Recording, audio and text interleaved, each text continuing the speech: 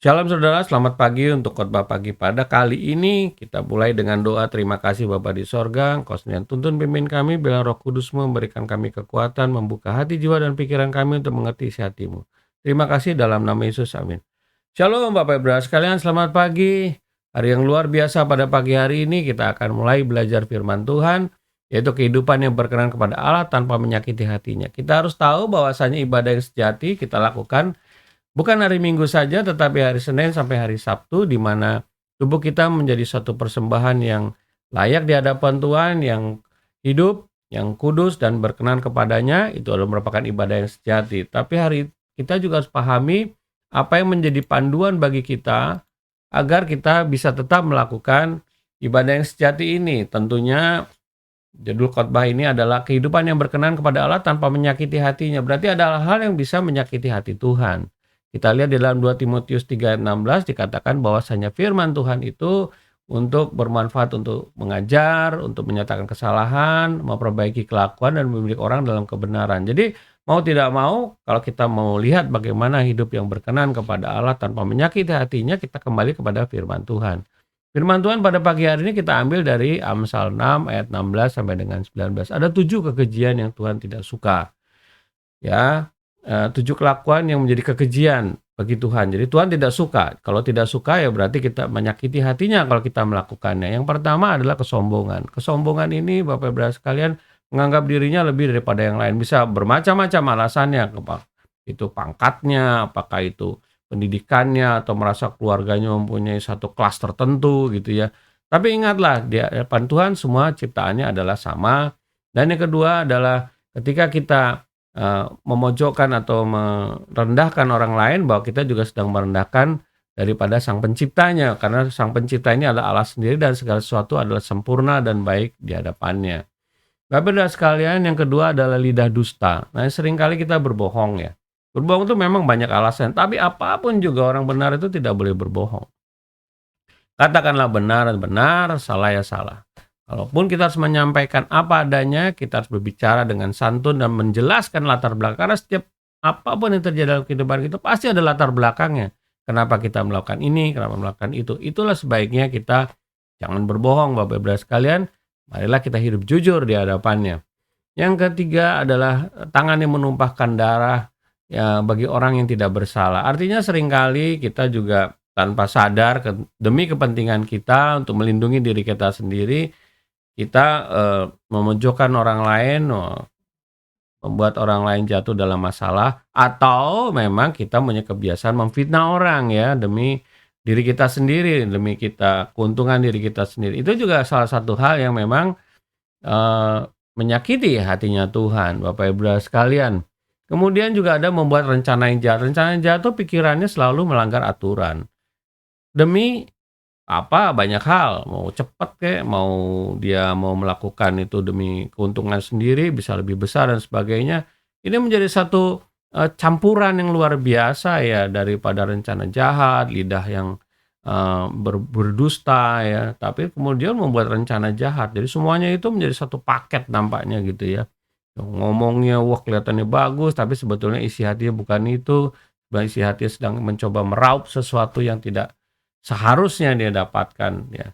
Bapak Ibu sekalian, kemudian adalah kaki yang berlari menuju kejahatan. Artinya orangnya selalu terburu-buru untuk mendapatkannya tuh tidak melihat cara dan waktunya Tuhan. Dia inginnya pengen cepat aja.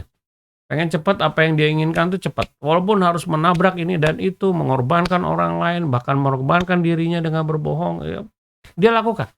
Bapak Ibu sekalian. Kemudian ada lagi yang memang hoax, menyebarkan kebohongan satu dengan yang lain. Wah, seolah-olah itu suatu berita benar ya. Ataupun ketika dia dihadapkan dengan satu keadaan, dia tahu yang benar seperti apa, dia tidak menyampaikan hal itu. Malah justru dia seolah-olah ini ada api itu dikasih bensin, menambah ramai gitu ya. Nah, itu menyakiti. Wah, kelihatannya sih aman-aman saja. Tetapi ingat, kita sedang menyakiti hatinya Tuhan. Dan yang terakhir adalah senang membuat pertengkaran ya kan. Bisa aja pertengkaran itu ya memuaskan dirinya, ada sesuatu yang tersembunyi dalam dirinya, senangnya bertengkar gitu. Hanya untuk menyalurkan apa yang tidak puas dalam dirinya. Atau juga memang senang mencari keuntungan di tengah pertengkaran itu.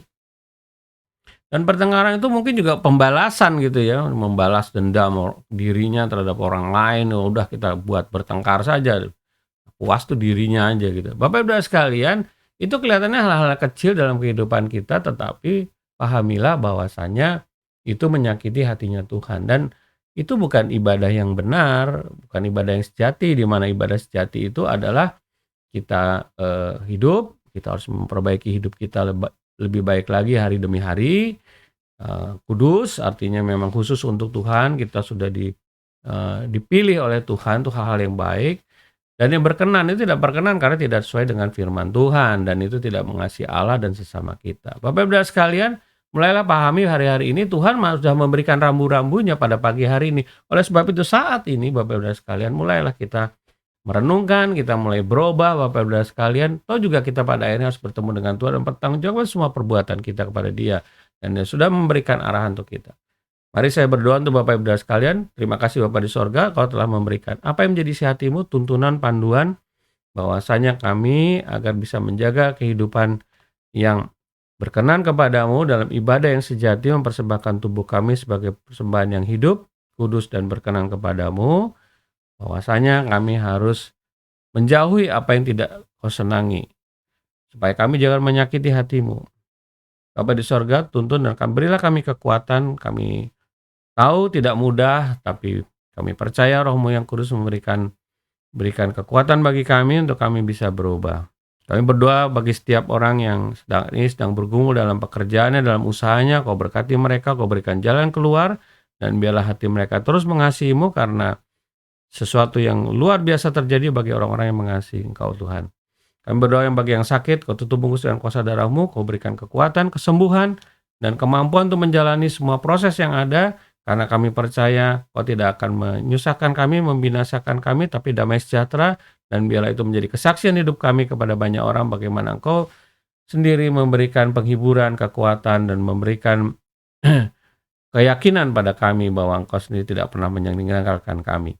Bapa di sorga, pada pagi hari ini kami juga berdoa bagi yang berputus asa, Kau berikan jalan keluar, bagi yang berbeban berat Kau angkat. Kami berdoa untuk pimpinan kami, negara kami dari pusat sampai daerah, untuk takut akan Tuhan.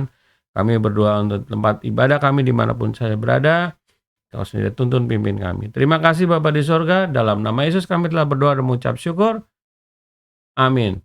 Selamat pagi, selamat berkarya. Tuhan Yesus memberkati. Amin.